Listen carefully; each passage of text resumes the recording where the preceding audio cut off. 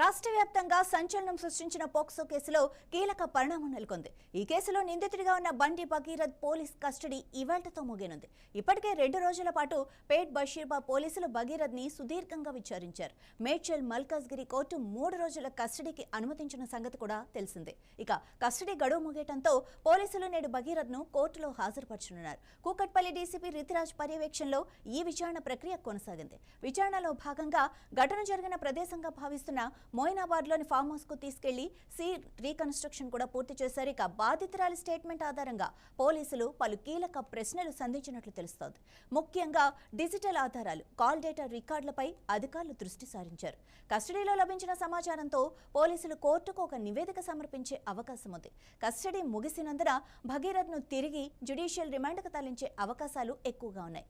ఈ కేసులో పోలీసులు అత్యంత పకడ్బందీగా ఛార్జ్ షీట్ సిద్ధం చేసే పనిలో నిమగ్నమైనట్లు సమాచారం.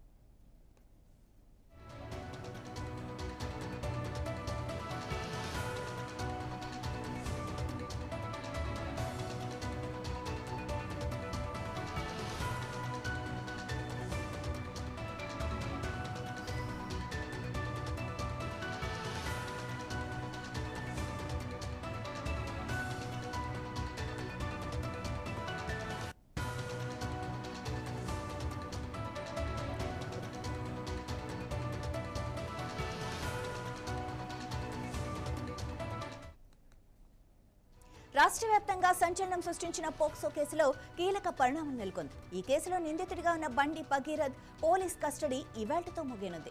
ఇప్పటికే 2 రోజుల పాటు పేట్ బషీర్బాగ్ పోలీసులు భగీరథ్ ని సుదీర్ఘంగా విచారించారు. ఇక మేడ్చల్ మల్కాజ్గిరి కోర్టు 3 రోజుల కస్టడీకి అనుమతించిన సంగతి కూడా తెలిసిందే.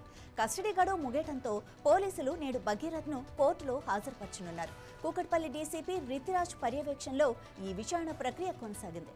విచారణలో భాగంగా ఘటన జరిగిన ప్రదేశంగా భావిస్తున్న మోయినాబాద్లోని ఫామ్ హౌస్ కు తీసుకెళ్లి సీన్ రీకన్స్ట్రక్షన్ కూడా పూర్తి చేశారు. ఇక బాధితురాలి స్టేట్మెంట్ ఆధారంగా పోలీసులు పలు కీలక ప్రశ్నలు సంధించినట్లు తెలుస్తోంది. ముఖ్యంగా డిజిటల్ ఆధారాలు, కాల్ డేటా రికార్డులపై అధికారులు దృష్టి సారించారు.